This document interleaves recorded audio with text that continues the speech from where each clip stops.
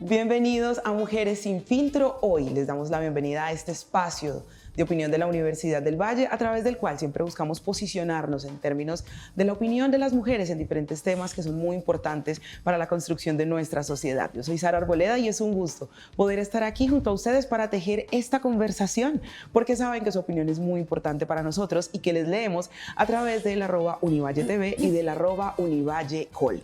Hoy vamos a estar, por supuesto, hablando de un tema muy importante para nuestra sociedad y es un tema que, por supuesto, nos va a generar muchísima conexión, porque cuando hablamos del campo y de la ruralidad solemos centrarnos en ideas muy románticas que nos conectan con espacios que nos ayudan a desconectarnos de la rapidez de la ciudad, que nos ayudan a tejer otras dinámicas y a adaptarnos distinto a nuestros entornos vitales.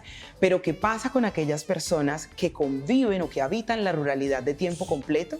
¿Qué pasa con quienes no la usan como un escape de la ciudad, sino que esa es su realidad constante? Pues hoy vamos a estar conversando en Mujeres sin Filtro alrededor de la equidad de género en términos de la ruralidad. Pero para entender un poco más y para contextualizarnos mejor, ¿qué tal si vemos este informe de contexto preparado por nuestro equipo? Las mujeres rurales han experimentado una serie de desigualdades sociales a través de los años debido a los obstáculos para acceder a los recursos y bienes, los cuales se profundizan en el marco del abandono de su sector. Pese a su gran contribución, la labor de la mujer campesina ha sido poco visible, pues asume una carga excesiva de actividades de cuidado sin remuneración ni reconocimiento, por lo que está generalmente expuesta a padecer mayores desigualdades y violencia, y su valoración social es menor que la del hombre. Por otro lado, es importante resaltar que también se han enfrentado a las consecuencias de la guerra, como el desplazamiento, el despojo de tierras, la violencia sexual como arma de guerra y el reclutamiento forzado. Con todo esto, es importante analizar y poner en evidencia la necesidad de una redistribución equitativa con enfoque de género y de esta forma dignificar y visibilizar los escenarios en donde la mujer reconoce el poder que tiene en sus territorios. Hoy en Mujeres sin Filtro, equidad de género en la ruralidad.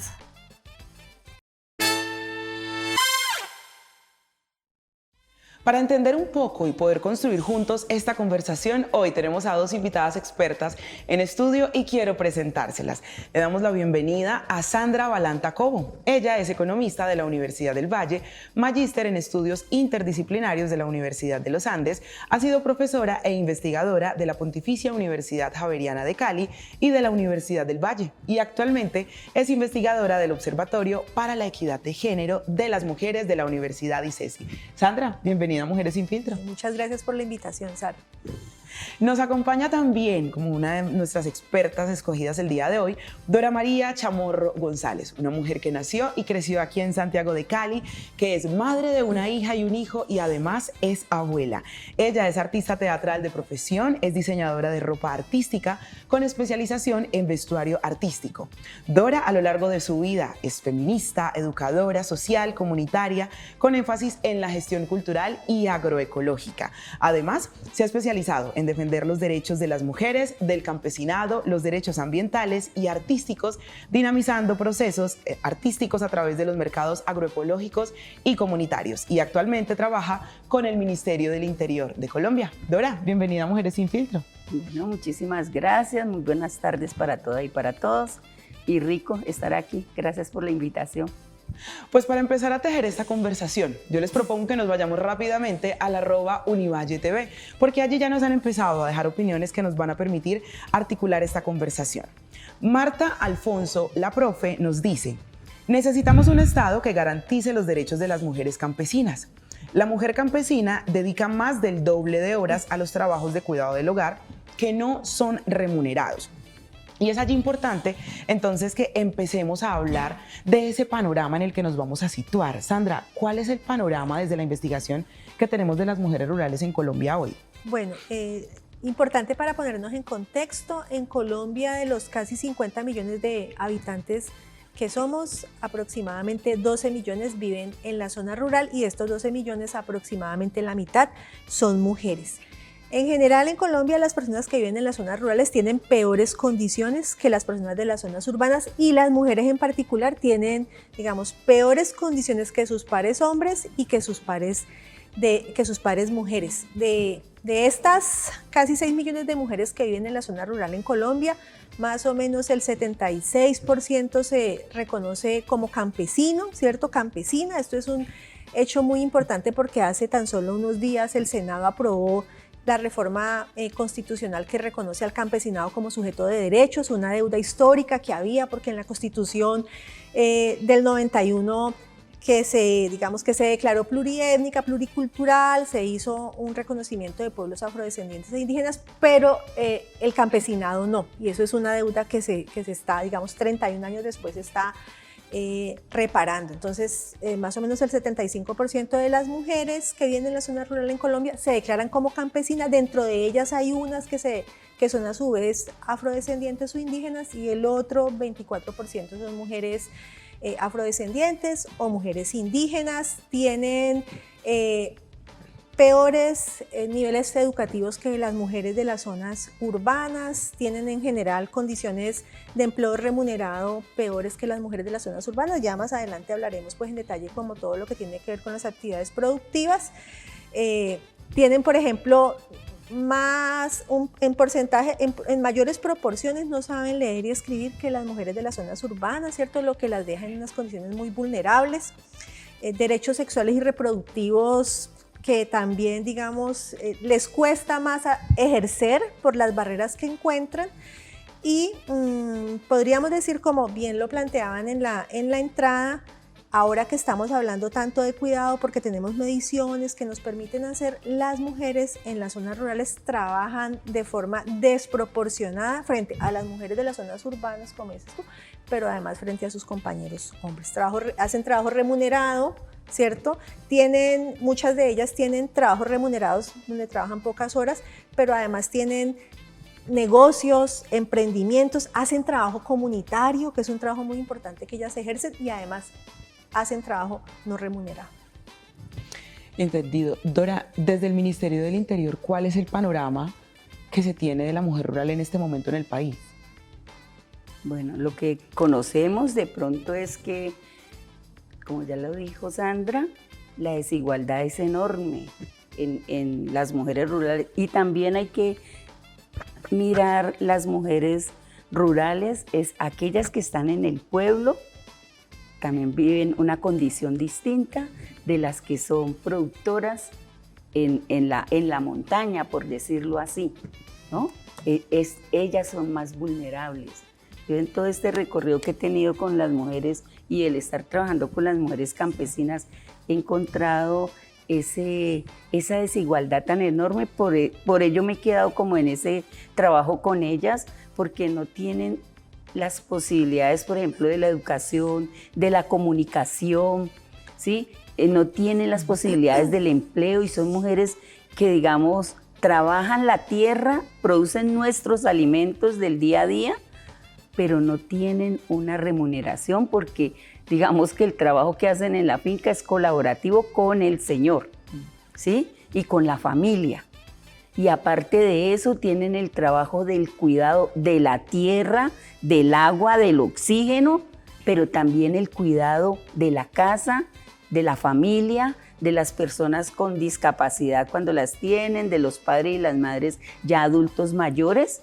Entonces es una carga enorme que tienen en sus espaldas, y no tienen esas posibilidades de irse a conseguir un empleo porque no tienen la educación que hoy requiere, digamos, esta modernidad que nos atraviesa en Colombia, ¿sí? Poder por lo menos terminar un bachillerato, terminar la primaria. Muchas de ellas dicen, no tenemos esa posibilidad y quisiéramos estudiar, y es algo que un poco pues venimos agenciando a algunas personas, y a ver si nos escuchan también en los ministerios, es que abran escuelas en la zona rural para las adultas mayores, y que ellas puedan estudiar, terminar su escuela y terminar su bachillerato, porque eso también en términos de relaciones familiares y digamos de comunidad, también a ellas digamos que les daría otro un estatus distinto, unas autonomías mayores y unos conocimientos del universo,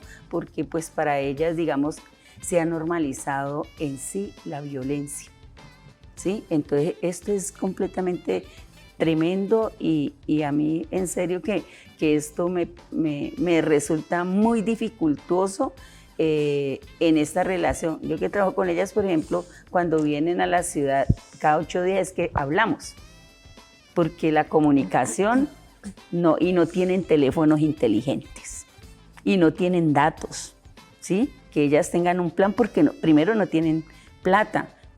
Sí, a veces se les dificulta y es una violencia que hemos, digamos, evidenciado.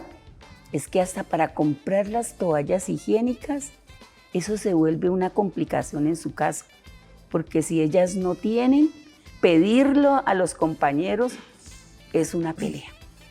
Entonces, allí nada más estamos viendo una gran dificultad que tienen nuestras mujeres rurales. Y si son negras, más difícil, y si son indígenas, muy difícil la situación.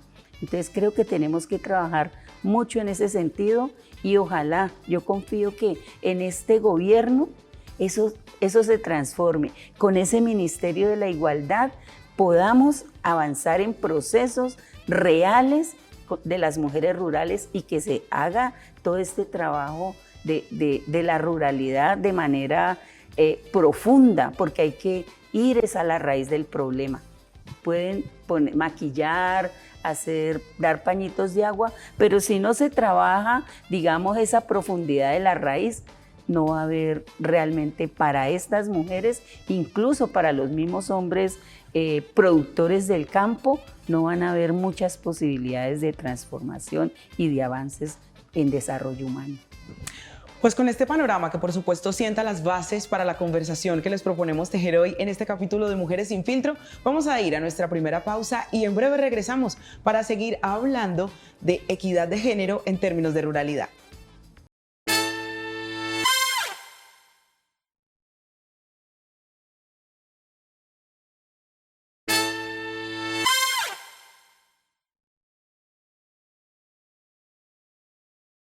Gracias por continuar con nosotros aquí en Mujeres sin Filtro, hoy proponiéndoles que tejamos la conversación alrededor de la equidad de género en términos de la ruralidad. Estamos acompañados por nuestras dos expertas, Sandra Balantacobo y Dora María Chamorro González, para que a través de sus experiencias y de su experticia en el tema podamos tejer, articular conceptos que nos ayuden, por supuesto, a ampliar nuestra perspectiva alrededor de este tema.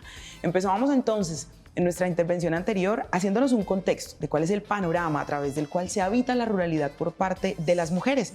Y vamos a volver rápidamente a nuestras redes sociales porque a través del @UnivalleTV, Leonidas Gómez nos dice: las mujeres campesinas son doblemente maltratadas y discriminadas por la sociedad machista y patriarcal. Reiteramos nuestro compromiso para seguir luchando hombro a hombro por su reivindicación y la equidad de género. Trae entonces este tuit a nosotros un tema muy interesante y muy importante. Dentro de la sociedad, dentro de lo cultural que hemos construido, las desigualdades, las críticas, las discriminaciones hacen parte de esas conversaciones que estamos tejiendo para avanzar desde lo social. Pero no son conversaciones que necesariamente se decantan a la ruralidad. Desde la experiencia que ustedes tienen y el trabajo que realizan, ¿cuáles son esas discriminaciones de las que son objeto las mujeres rurales? Dora, por ejemplo. Bueno, digamos que lo que más, digamos, sufren ellas es esa soledad en esa zona donde a veces uno quisiera vivir, ¿no? Que es una finca, tener los animalitos, pero que para ellas es una soledad porque son presas de la violencia más aguda y ellas no tienen la vecindad para que las protejan, para que las rodeen, para que por lo menos llamen a alguien y las puedan auxiliar. Entonces tienen una dificultad muy grande en términos de violencia, ¿sí? De sus compañeros, a veces de los hijos, de los tíos, de los padres. Entonces creo que esa es un gran problema que debemos empezar a trabajar y hay que trabajarlo con los hombres, ¿sí? porque esas son sus compañeros y son su familia. Entonces ahí creo que deberíamos hacer ese trabajo, y esa otra dificultad es también para acceder, para que ellos y ella accedan, digamos, a talleres, a procesos de sanación, ¿sí? Porque digamos que no vamos allá a la ruralidad, al campo, siempre estamos haciéndoles llamados a la ciudad, que vengan, que al taller las estamos invitando, pero entonces no tenemos en cuenta que ellas tienen un gran problema del transporte, por ejemplo. Están supeditadas a la hora que salga el transporte en la mañana, a la hora que vuelva el transporte a sus territorios en la tarde, y no se pueden quedar a una reunión de las 7 de la noche, por ejemplo, o a un taller de un día, porque no se los permiten, tienen que cortar siempre y salir corriendo para tomar su transporte, porque quedarse en la ciudad les implica un pago de hotel y de alimentos, y eso es lo que no tienen, recursos. Sandra, por su parte. Bueno, pues yo creo que aquí hay varios aspectos que hay que tomar en consideración. Colombia es un país del que nos preciamos, es diverso, ¿cierto? Es heterogéneo, pero esa diversidad pues plantea muchísimos retos, y ya lo han dicho ustedes dos, ¿cierto? Entonces cuando a veces uno habla en términos de promedios. Entonces, voy a traer un dato aquí que tiene que ver con el del mercado laboral, como para que dimensionemos qué significan los promedios. En Colombia, la brecha salarial entre hombres y mujeres está aproximadamente en el 12%. Quiere decir que por cada 100 pesos que se gane un hombre, una mujer se gana 88 pesos. Pero si es una mujer con posgrados que está bien enganchada en el mercado laboral, la diferencia solo es de 5 pesos, que es un dato similar al de los países europeos. Entonces, si yo estoy en ese grupo, pues yo no veo cuál es la discriminación, es que yo tengo una brecha. Pero si vamos a ver a las mujeres que viven en las zonas rurales, la brecha es del 30 hasta el 40%, ¿cierto? Entonces, ese promedio siempre nos puede, digamos, hacer jugar una mala pasada, porque diseñamos programas, diseñamos políticas en función de los promedios o de las mayorías, ¿no? Entonces, que la mayoría vive acá. Entonces, yo pienso los programas en función de que la mayoría vive aquí, ya lo dice nuestra compañera. Entonces, asumimos que todas tienen internet, que hoy día todos tenemos celular, que todos tenemos datos, que ahí le vamos a recargar. Entonces, creo que una primera invitación es a pensar en las condiciones tan desiguales que en general, digamos, el territorio, ¿cierto? Y la institucionalidad que se ha desarrollado en Colombia le ofrece a las mujeres rurales. Eso sería como un primer asunto. Los temas de infraestructura, ya bien lo planteaba. Si entonces no hay una carretera, entonces no es tan fácil como me monto en el mío y me demoro media hora, me monto en el pirata. No, estoy en una zona donde es complejo llegar. Entonces los programas, por ejemplo, cuando se diseñan, deberían tomar en consideración: si voy a invitar a mujeres que viven en estas zonas, debo incorporar recursos para traerlas, ¿cierto? Hay que traerlas, hay que pagarles el hospedaje, hay que pagarles la alimentación. Es un día que dejan de trabajar, entonces hay que pagarles un jornal, porque no es lo mismo que a mí me digan: venga Univaya a las 2:30, yo salgo de mi casa a las 2, vuelvo ¿cierto? Solo me toma la tarde, que si a mí me toma salir desde la mañana. Entonces, esa es como una segunda consideración que me parece importante para pensar de forma diferenciada y abordar las problemáticas que surten las mujeres. Y en el tema específico de las violencias, pues decir que, digamos, una de las razones que ayudan a explicar o a promover o a facilitar que una mujer sea violentada es su falta de autonomía económica, ¿cierto? Entonces, en la medida en que yo dependo más económicamente de mi pareja, puedo ser susceptible de ser víctima de mayores violencias. Pero si yo tengo bajos niveles educativos, si yo no me puedo ganar la plata por mi cuenta, si las otras tareas que hay en la finca me demandan tanto tiempo que no son remuneradas, pues yo cómo gano esa autonomía. Entonces, bueno, eso es un punto importante. Por eso, digamos, la importancia de apoyarlas productivamente y, digamos, en el caso específico, cómo nos estamos, por ejemplo, pensando en las rutas de atención de las violencias, ¿cierto? Entonces, es muy fácil. Usted usa el teléfono y marca el botón. Sí, pero yo vivo en una zona donde no hay acceso, ¿cierto? ¿Cómo hago? Entonces, yo sé que, por ejemplo, hay programas que en el Cauca desarrollaron una aplicación que no requiere conexión a internet.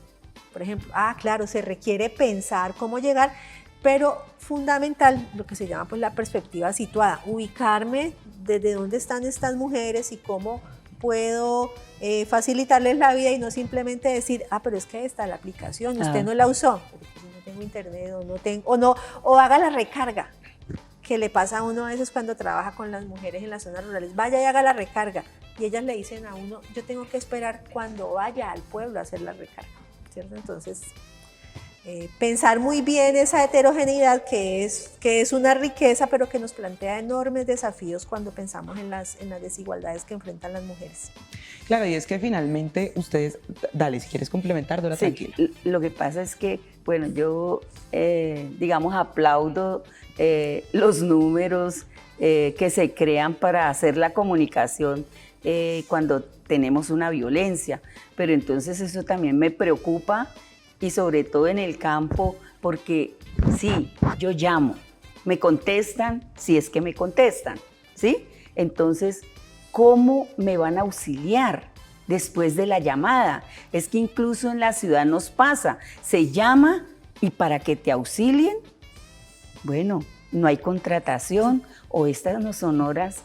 Espere que entonces a usted le pase en horario de oficina las cosas, que la violen, que la maltraten, que la ultrajen de 8 a 4 o a 5, porque es que después de las 5, qué pena, pero no tenemos quien la atienda, ¿sí? Entonces son como claro, pañitos de agua tibia, todo este tema que se crea, que se genera sin explorar realmente en esa realidad que nos toca a las mujeres vivir, ¿sí? Y creo que allí sí tenemos y el Estado y las políticas públicas que se generen y todo esto, digamos, desde las organizaciones de mujeres, también pensarnos en esa profundidad de la realidad y no en el sueño y el ensueño que a veces se nos ocurre o que nosotras que tenemos, digamos, unas facilidades mayores en la ciudad, pues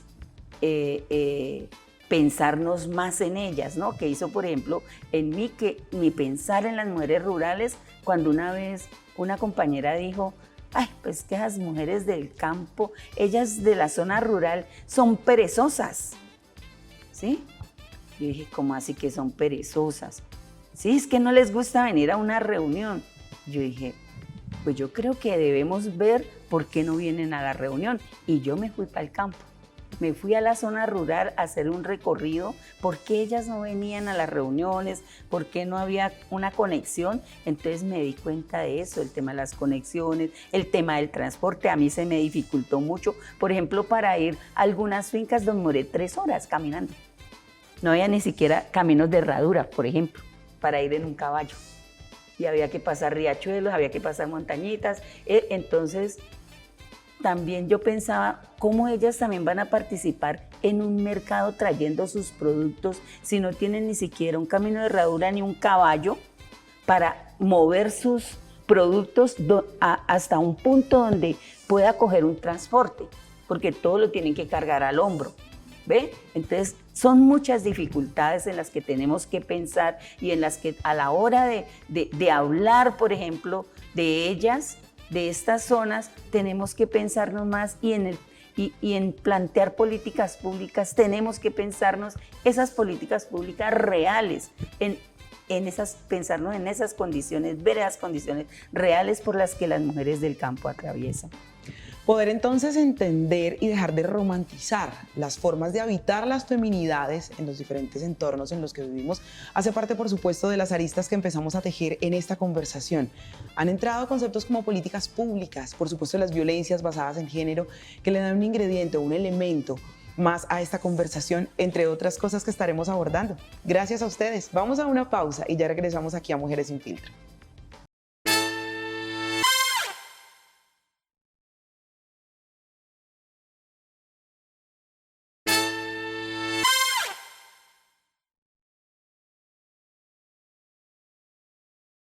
Gracias por continuar con nosotras aquí en Mujeres sin Filtro, hoy hablando con nuestras expertas alrededor de la equidad de género en la ruralidad, entendiendo las formas diversas que hay de habitar las feminidades, porque no es lo mismo ser una niña en la ruralidad que ser una adolescente, que ser una mujer o que ser una adulta mayor, y esa hace parte de las condiciones que por supuesto también entrelazan los procesos de los que somos objeto las mujeres a la hora de habitar estos espacios de la ruralidad, de comprender o de construir unidades productivas y también, por supuesto, de desarrollarnos. Han pasado alrededor de unas 6 décadas desde que las mujeres empezamos a luchar en el mundo por tener la posibilidad de procesos como la anticoncepción.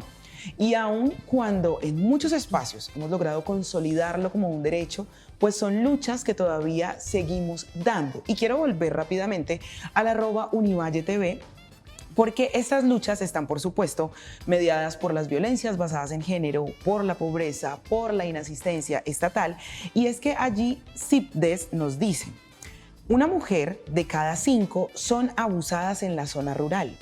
Esto ha ocasionado una serie de violaciones de derechos como la salud sexual y reproductiva, y esto a su vez afecta el equilibrio correcto a la planificación familiar. En la ruralidad o en el campo, feminidad es igual a maternidad, es casi que una obligación.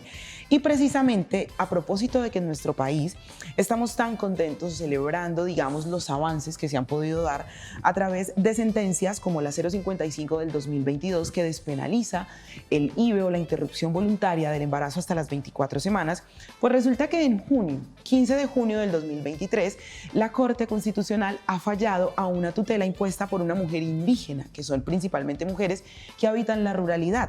Y esta sentencia, ella estaba diciendo pues que su EPS le había negado la posibilidad de tener una interrupción voluntaria del embarazo. La Corte finalmente falla a su favor, pero también deja muy claro en su fallo que el aborto no es un derecho constitucionalmente dado. ¿De qué manera, por ejemplo, estas legislaciones que se tejen desde el argot citadino, desde el acceso de la ciudad, desde la invisibilización del hábitat de la mujer en la ruralidad, perjudican cada vez más a las mujeres en términos de su salud sexual y reproductiva, Sandra?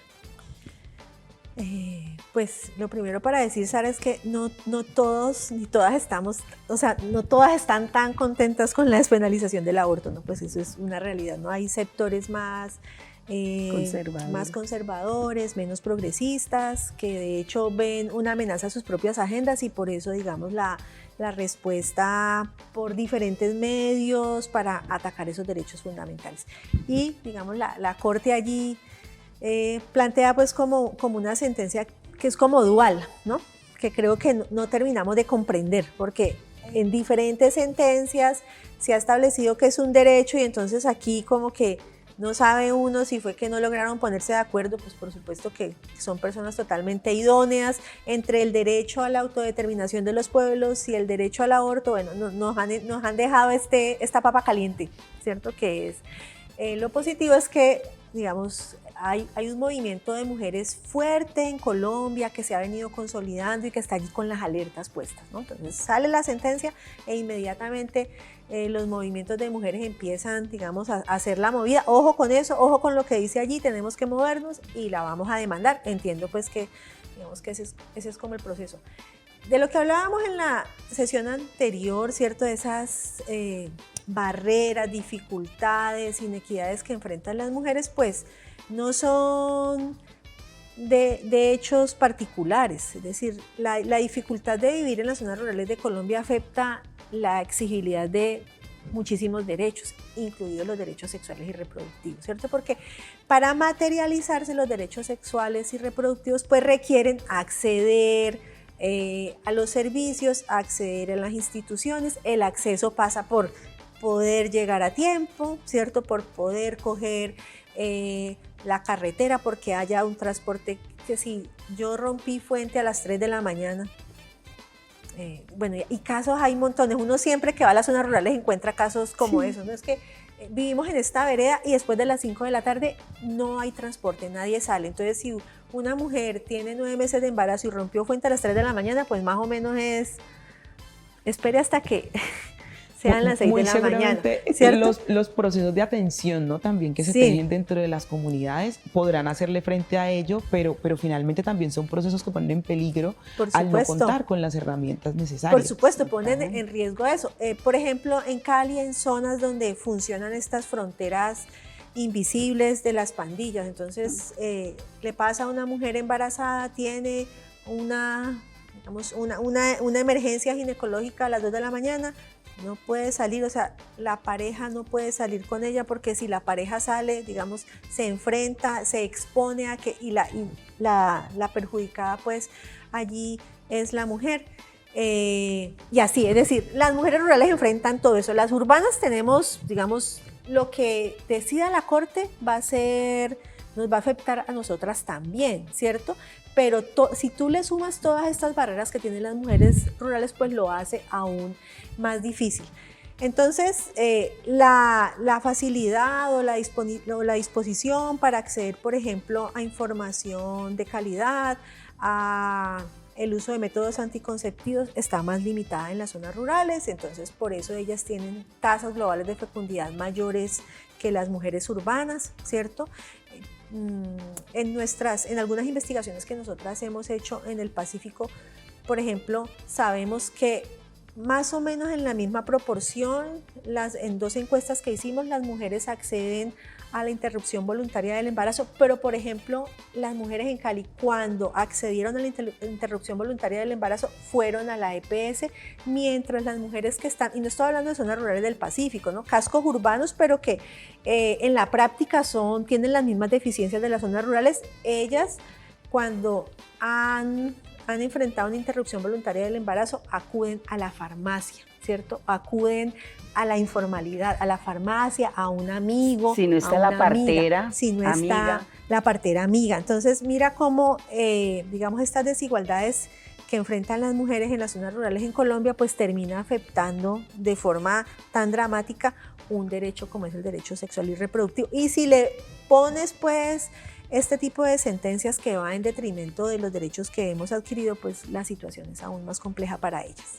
Claro, y precisamente para abordar algo que ustedes han traído muy importante, por supuesto, reconocer la labor de construcción en los territorios y desde los pueblos por la salud propia, por el autocuidado, por la labor que hacen las parteras, las comadronas, que hacen por supuesto los taitas y diferentes, digamos, procesos que se han tejido desde las cosmovisiones de los pueblos que también han constituido una forma de pervivencia, de cuidado de la salud, de autonomía, de pervivencia también, ¿no? No solamente de sus saberes culturales, sino que han tejido toda una hilaridad allí alrededor del empoderamiento de las mujeres. Y es importante en este caso porque sentencias como estas, claro, nos hablan desde un escenario o un panorama, Dora, desde lo citadino, que finalmente abarca, cobija y demanda a las mujeres que están en la ruralidad, pero de qué manera también poder posicionar y potenciar este saber propio que ha traído miles de hombres y mujeres en la ruralidad, porque a manos de parteras han nacido muchos niños y niñas en la ruralidad y han nacido bien y han logrado esperar para llegar a la atención que se tenga dentro de los cascos, digamos, principales de la ruralidad. ¿De qué manera potenciar esto también desde los trabajos que se tejen? Pues mira, yo ahorita cuando estaba todo este tema de la propuesta de salud, de la reforma a la salud, escuchaba pues unos grupos de personas que niegan eso, ¿sí? Porque estaban diciendo, sí, ahora lo que quieren es meternos ahí, el tema de la brujería, el tema de no sé qué, que las prácticas que ancestrales, ¿no? Que ancestrales decían, pero yo decía, o sea, estas personas, ¿en qué mundo es que viven? ¿Sí? Porque lo que se debe hacer, y es un poco lo que está proponiendo también la reforma a la salud, es un poco también reconocer, ¿sí? Reconocer la partería, reconocer esas experiencias ancestrales, ¿sí? Porque la medicina, digamos, que prácticamente es una práctica nueva, ¿sí? Pero las medicinas ancestrales vienen de tiempos milenarios. Entonces, ¿cómo ha existido la humanidad? ¿Cómo ha podido sobrevivir? ¿Cómo estamos aquí hoy nosotros también? Si sino es por esas prácticas ancestrales. Entonces lo que sí me interesaba era como, bueno, es como un poco de mentiras y malas informaciones, porque lo que sí se quiere es conectar, y de hecho conozco una experiencia que es de Asoparupas, que son las mujeres de Buenaventura, y bueno, ellas a veces me han invitado porque cuando ellas hicieron un conecte con la Universidad de Santiago, ¿sí? Hicieron también, digamos, ese intercambio de experiencias y de saberes, y ellas están mucho más formadas porque sí se han preocupado también por esa parte de formarse mejor, de conocer mejores herramientas y técnicas del hoy para poder atender a esas mujeres de esas zonas tan olvidadas, de las cuales ellas hacen parte y donde han traído muchos niños y niñas a este mundo de manera satisfactoria, saludables. O sea que a mí la verdad me interesa mucho que haya un reconocimiento real frente a estas prácticas ancestrales, que son unas prácticas de vida. Listo, Sandra, la veo que se me completa esta intervención, pero regálame un momentico, vamos a ir a una pausa muy breve y ya regresamos para complementar con lo que usted nos dice, pero por supuesto para entender también o seguir tejiendo esta conversación que va muy de la mano con que entender que desde la diferencia podemos construirnos, que no tenemos que estar de acuerdo con todo aquello que falla o que se determina desde la ley, pero sí debemos reconocer la pluralidad y la multiculturalidad de nuestros pueblos. Ya regresamos aquí a Mujeres sin Filtro.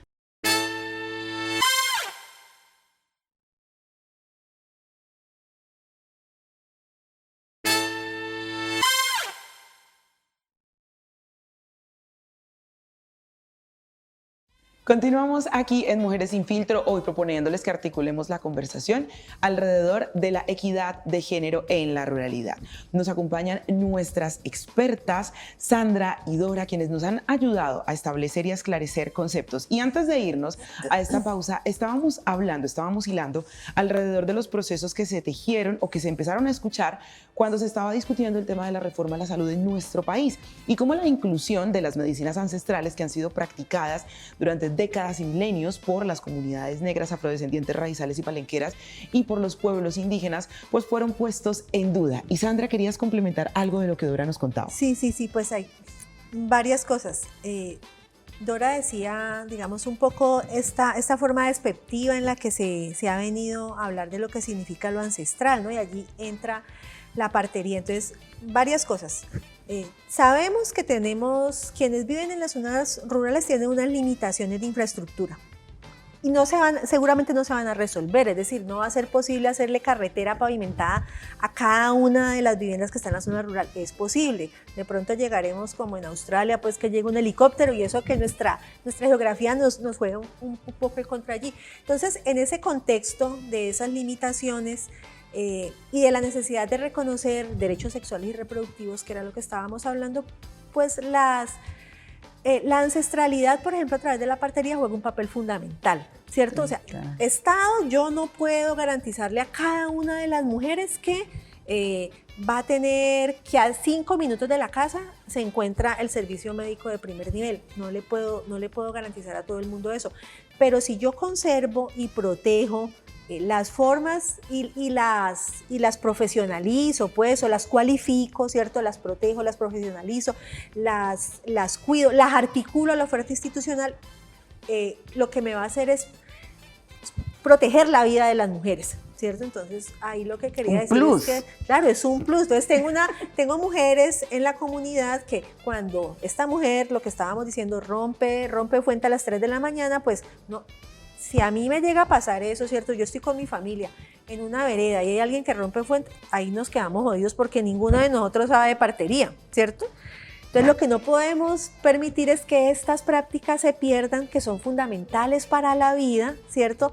En detrimento de la farmacología, la medicina occidental, que es fundamental, pero que no le puede llegar, digamos, a todo el mundo por razones logísticas, podríamos decirlo. Entonces, un poco para decirle ahora que desde el 2017, digamos, después de muchos años en que a la partería se le había hecho el feo y gracias a la lucha, pues, precisamente de todas estas mujeres y grupos de mujeres, la partería ha sido otra vez, digamos, incluida dentro del plan de salud, y eso es muy importante, ¿cierto? Porque se le está dando el reconocimiento y el impulso que se requiere. Entonces, finalmente esa partería, ese conocimiento ancestral, no solo para atender el parto, sino todo lo que significa el embarazo, el puerperio, el nacimiento, ¿cierto? Lo que va a permitir es que podamos disfrutar de mejores derechos sexuales y reproductivos en las zonas rurales desde una perspectiva situada. Importante aquello que mencionas, Sandra, porque es que fomentar finalmente la equidad de género en términos de las mujeres rurales no solamente hace parte de las cosas que como sociedad tenemos allí como esas deudas para sanar, esas brechas para acortar, sino que está totalmente demostrado que es fundamental para la lucha contra la pobreza, contra el hambre y la desnutrición. Fíjese, por ejemplo, que solamente investigaciones han demostrado, que han sido, por supuesto, publicadas, por ejemplo, por la OFA, han demostrado que si las mujeres rurales tuviesen el mismo acceso que los hombres a los recursos en términos de producción agrícola, esta aumentaría en países solamente de Latinoamérica del 2.5 al 4%. Y si hablamos, por ejemplo, de personas desnutridas, podríamos disminuir este fenómeno entre un 12 y un 17% en poblaciones como la latinoamericana, que sabemos que el déficit alimenticio es muy amplio y muy grande. Y allí yo quiero volver rápidamente al @UnivalleTV, porque Antonia Sánchez nos dice: en Latinoamérica las mujeres trabajan la tierra. Hay brecha de género en el acceso, control y titularidad de la tierra. Es necesario el empoderamiento de la mujer rural y tejer redes políticas, sororas y de autocuidado feministas. Hablemos entonces, por supuesto, del acceso de las mujeres a la tierra. ¿Cómo estamos en términos del acceso? Porque también parte de la romantización que se tiene es que quien vive en el campo es dueño, quien vive en el campo tiene seguridad. ¿Cuál es el panorama de las mujeres en términos de la accesibilidad y, por supuesto, de las unidades productivas que están generando en el campo, Dora? Bueno, como conozco a muchas de ellas del Cauca y de acá de la zona rural y del centro del valle, digamos que eso es paupérrimo, ¿sí? La tenencia de la tierra es de los hombres y muchas veces ni de los hombres campesinos, porque son dueños, digamos, los grandes señores terratenientes que alquilan, ¿sí? Les rentan esa tierra. Y, por ejemplo, conozco muchos casos de las señoras que son cultivadoras. Ellas viven, por ejemplo, en la finca de los papás del esposo.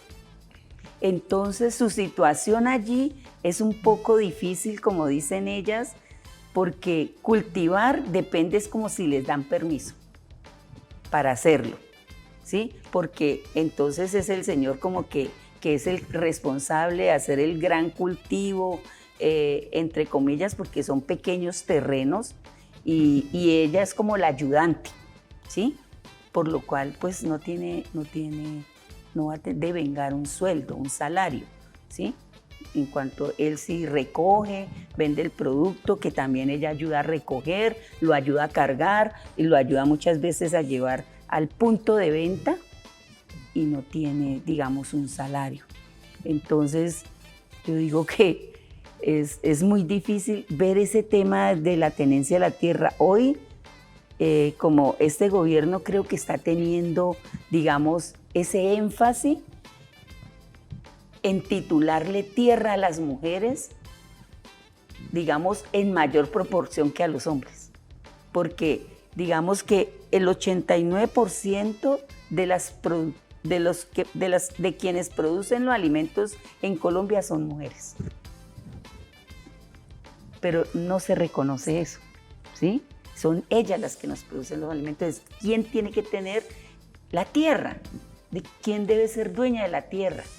Porque cuando yo converso con las mujeres campesinas y les pregunto, ustedes, bueno, ¿cuáles son las aspiraciones de ustedes, digamos, cuando trabajan en el campo y venden la producción? ¿Cuáles son las aspiraciones? No, es tener nuestra propia tierra para cultivar, para seguir cultivando. Nosotras no queremos tener ni 5 fincas, ni 50 pares de zapatos colgados en el armario, ni queremos tener un carro, queremos la tierra porque es lo que nos gusta, cultivarla. ese es nuestro amor, nuestra pasión, lo que nos llena de felicidad. Entonces sí queremos nuestro pedacito de tierra. Entonces creo que ellas, y son, pues a mí me encantan ellas porque son como muy honestas, son unas mujeres tan sencillas y tan amorosas que yo digo, claro, eso es lo que debería hacer el Estado, proporcionarle la tierra a las mujeres, y solo las mujeres vamos a salvar este universo del hambre, ¿sí? Porque nos encanta, así en nuestra casa igual sembramos la matica, ¿no? Sembramos la hierbita para tener la hierbita, y si la vecina se enfermó uno le da la hierbita aromática o le está recomendando, pues más ellas que son campesinas y que les encanta, es que yo las veo cuando las visito o cuando van al mercado, que tenemos mercado agroecológico cada 8 días, esa emoción y esa alegría que ellas traen y comparten con las otras personas, más que vender, digamos, es un compartir de sus experiencias, de sus saberes, y de enamorar a la gente de la ciudad para que ame el campo, para que aprecie el campo, esa vitalidad que es, digamos, la vida del ser humano, ¿no? Es que, mejor dicho. Claro, hace parte también, por supuesto, de esas capacidades de salvaguarda y pervivencia que hemos desarrollado las mujeres en el campo. Sandra, por parte tuya, ¿cómo está el panorama?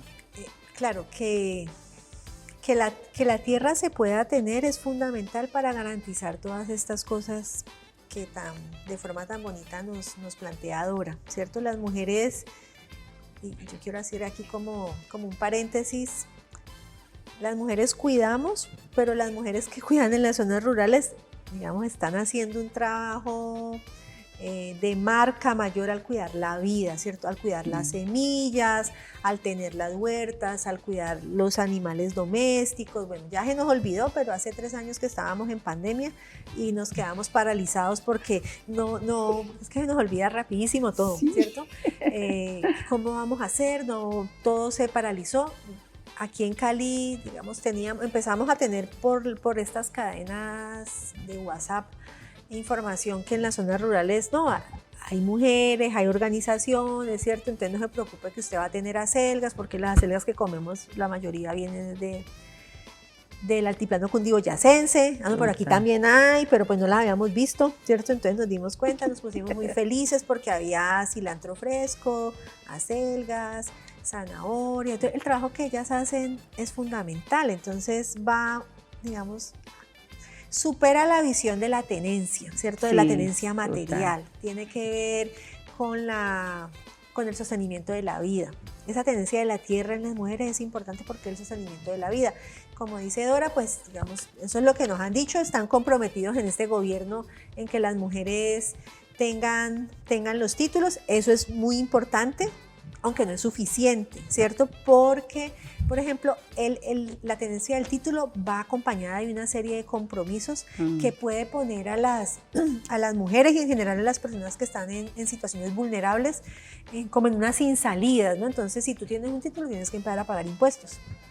Sí. Por ejemplo. Si tienes un título, entonces lo puedes poner de garantía para un préstamo. Y entonces, si no cumples con el préstamo, el banco ejecuta la garantía.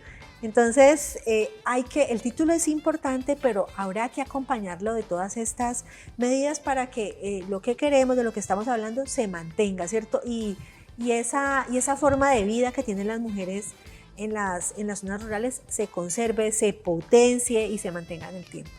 Importantes consideraciones las que hemos podido obtener hoy, hacernos un panorama que amplíe nuestras perspectivas alrededor de las formas de habitar la ruralidad por parte de las mujeres, las inequidades y las desigualdades que por supuesto nos conducen también a poder ampliar nuestros campos de acción para generar espacios a través de los cuales ellas puedan empoderarse, puedan surgir, puedan tener otras formas de acceder, pero sobre todo puedan mantener esos espacios que han sido vitales para la construcción de nuestra sociedad. Pues por supuesto agradecemos a nuestras invitadas, Sandra, Dora, gracias por esta conversación aquí en Mujeres Sin Filtro. Tenemos mucho tema para cortar y por supuesto esperamos poder tener una segunda revisión de este tema a la luz de las políticas públicas y de todos los procesos que se están tejiendo desde la gobernabilidad en este momento en el país. A ustedes muchísimas gracias por participar con nosotros en el @Univalle Univalle TV y en el @UnivalleCol. Nos vemos en una próxima conversación aquí en Mujeres sin Filtro.